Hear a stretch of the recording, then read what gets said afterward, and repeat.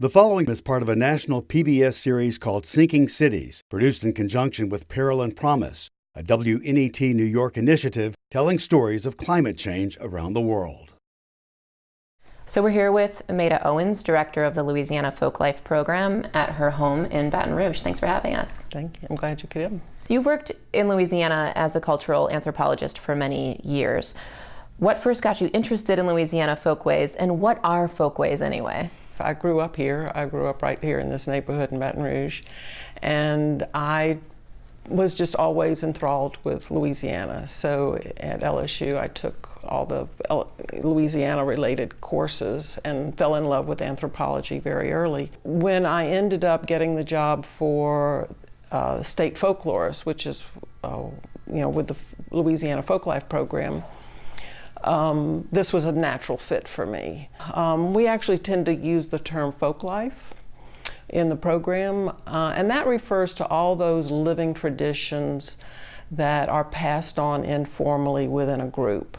And the group can be anything. It can be neighborhoods, families, churches, communities, occupations, whatever. And everybody has traditional culture.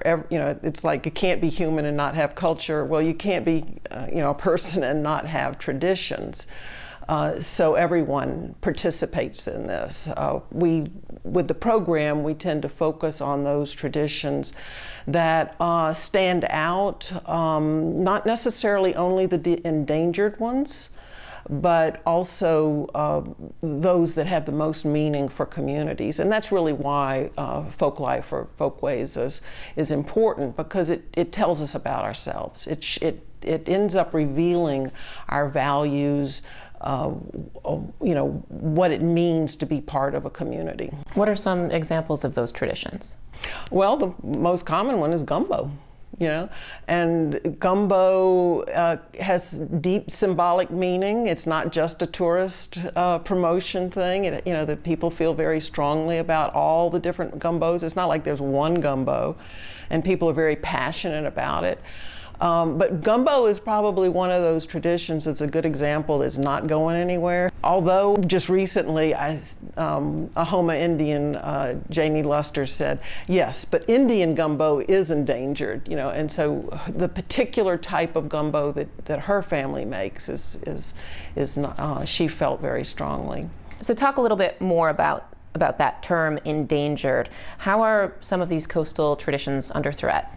A tradition that is endangered is one that isn't quite functioning the same, and there's some kind of change within the culture. A good example would be corn shuck weaving. It used to be that was needed on a farm. The same with split oak baskets. Now they're made, if they're made at all, for more nostalgic reasons. And corn shuck weaving is using the shucks from the corn cobs to make all, they made everything from horse collars to dolls and, bags and all kinds of things, just because it was a resource and they could make something of it. How are they under threat? What are some of the factors that are causing these traditions to morph, change, or disappear? Well, part of it is modernization. In the digital age, certain types of things just don't have the same function within the community. The other is population shifts. That when people move, some things get left behind. And one of the things that frequently is left behind is something that relies on natural materials, that when you change an ecosystem that you're in, move from one ecosystem to another, is that going to be possible? And there are a lot of crafts that are endangered because of the plant material that's no longer easily available. You might think that palmetto, how could that be endangered in Louisiana? Because I have it right here in suburban Baton Rouge in my yard. But did all the knowledge move with the community of how you do this? Just because the plant is growing there doesn't mean I know how to go out and make a palmetto basket. Mm-hmm.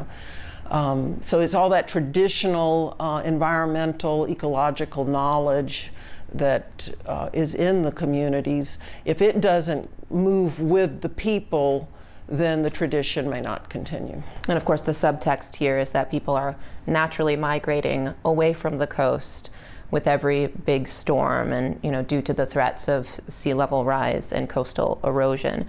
And they might be ending up in places like Houma or Baton Rouge, and maybe they're not necessarily able to sustain those traditions. So what can we do?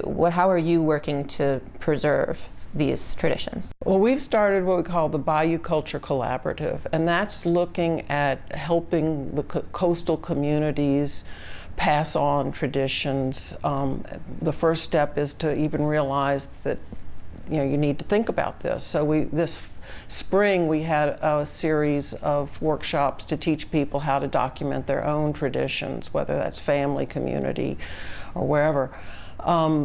But then also I'm reaching out to communities that want to, say, pass on palmetto weaving or the medicine, the folk medicine and the herbal medicine that is in a lot of the coastal communities. So part of what you do is work to keep specific traditions alive, like palmetto basket weaving, for example. And then the other aspect of your work is training people in lower coastal parishes to become advocates for folk traditions themselves. Exactly, and part of the motivation for the workshops is that there are so many people in the extreme coast that are tired of being interviewed. And they feel like they give and give and give, and when, does anybody bother to tell them, well, this is what came out of this interview, or it's a study that's on a shelf or wherever. So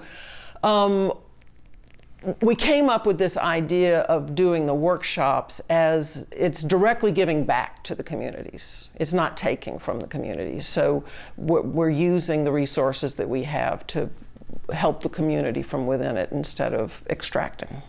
To really foster those skills within the communities. You're not necessarily holding workshops like this for people like me, I live in New Orleans, to come and attend and learn, although it sounds like I'd probably be welcome, but the goal is more to reach local folks and to help them to carry on traditions that are meaningful in their lives. Exactly. In June, we're supporting the Pointe-au-Chien Indian tribe to do a culture camp for their youth. So that's restricted to only tribal members.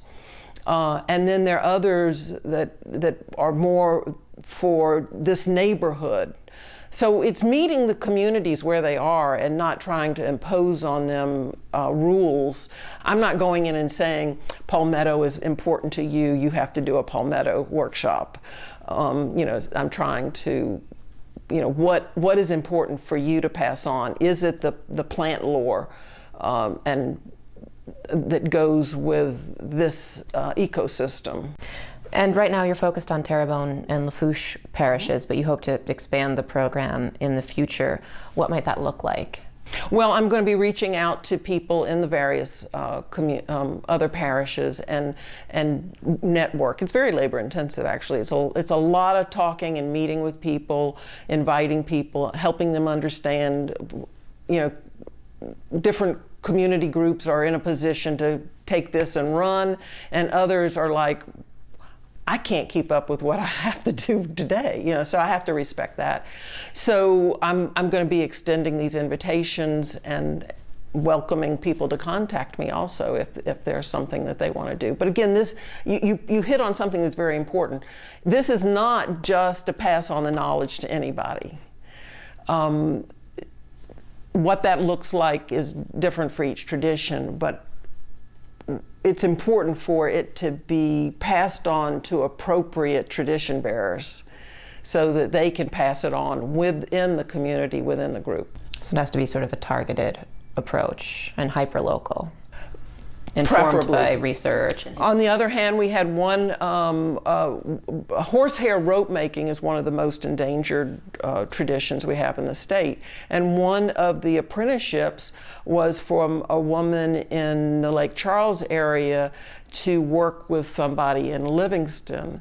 And the panel chose that one because it was such a rare, endangered tradition that is actually quite complicated. It's not something you're just going to figure out on your own. And you have to have the resources. You have to be in the horse community. You have to, not anybody, like if I just went and said, hey, teach me how, it's like, that won't work. Mm-hmm. It has to be the right person. So can you show us some examples of the type of art that you study and work to preserve? Certainly. I'm especially fond of palmetto and Spanish moss, and this doll by Marie Dean is one of my favorites, and I have a hard time keeping it for my grandchildren. So it's knotted up Spanish moss and it dries out to this sort of blackish color. You cure Spanish moss, and see the arms are braided. There's some sewing involved in it.